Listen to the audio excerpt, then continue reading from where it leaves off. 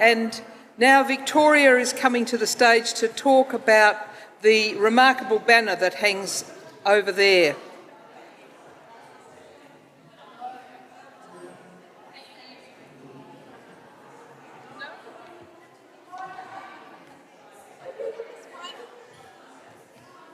What about this mic? Oh, this mic is working. Hi and welcome back from lunch. I can talk nice and loudly so you can keep eating as we go. Before I do this, I just want to say, and I'm sure there'll be plenty of time for this tomorrow, but I just want to do a huge shout out and thank you to the organisers of the Women's Climate Congress, to Janet and the crew.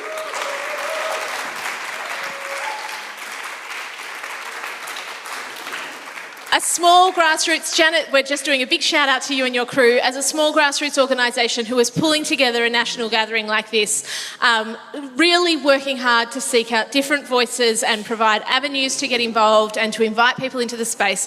It is so important, and it's important that there is a full diversity of organisations and groups doing this work, and so just huge props to everyone who's been involved and to those of you who have travelled to be here.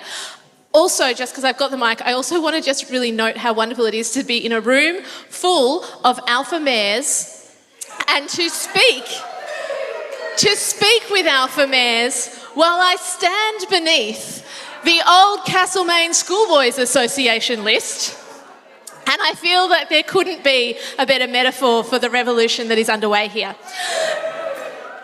But I am taking your attention with me this way, and you can stay seated, but I want you can see, oh no, not that, this over here. This here is a storyline of change that has happened because of people like you all throughout Australia's history. When the Weller Leadership Program first started in 2016, we had an amazing educator, leader, activist, Dr. Joan Staples, some of you may know her, who came and started running workshops with us, and it's been a keystone piece of our programs in all the years since, to actually take us through talking about the history of the environment movement in Australia. Because when we know our history, when we know where we're from, and Auntie Sandra talked about this at the start today. When we do know our history and we know who we are and where we're from, we know what we're capable of. We know what our ancestors have done. We know the power that they have brought into the space to make space for our voices. And it's women's work of the past that has meant that we can all stand on stages here today and speak the way we're speaking and speak and challenge power. And if we know where we've come from and if we know who we are, then we know we are capable of creating the future that we can imagine together. It is a powerful thing to know our history, and so often we forget it. And we've heard that when we talk about the truth of our First Nations history in this country. There are so many threads that are missing. So in our programs, we would do this history collectively together.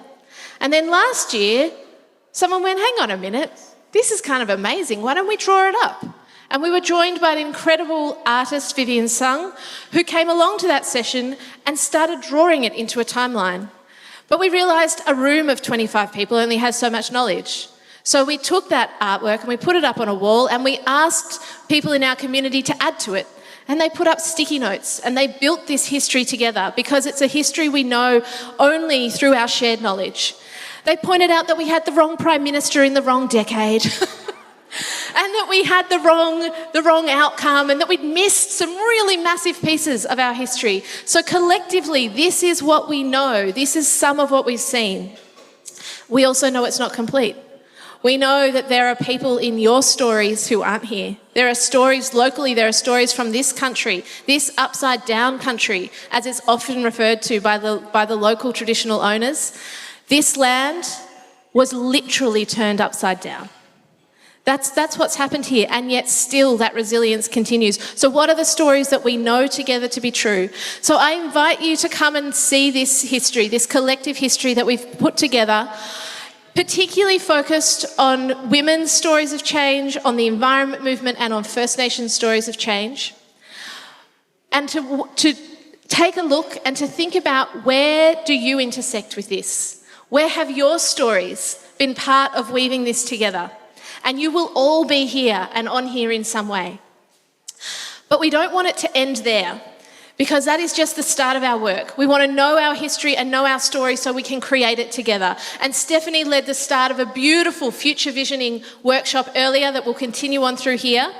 But there's another activity we'd like to invite you to think about through the next couple of days with 2 questions. The first, what are our collective priorities on a local, national and an international scale?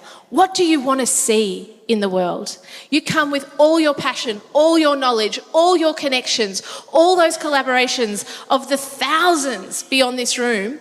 What is the change you want to see? And how can we want to see what that looks like. So please, there's post-it notes and texters here. Please tell us what those are and put them up on the first placard here. And the second, this is what we want collectively, but what are we going to do about it? And what are you going to do about it? Because we can talk about the royal we, but in the end, that we only exists when we individually step up and into it. And I know that you are all already doing so many things, otherwise you wouldn't be in this room. But we all want to step forward differently and more and with greater emphasis and influence in our lives. And we know when we commit to that, we are more likely to do it. So we're going to ask you to tell us and to make your pledge, what action will you take to challenge and change the status quo? So the first one, what are our collective priorities? And the second one, what action will you take? So it's an invitation for you to take what we've seen from history, to place yourself in the now and envisage the future in this tool over the next couple of days. Over to you. Thank you very much.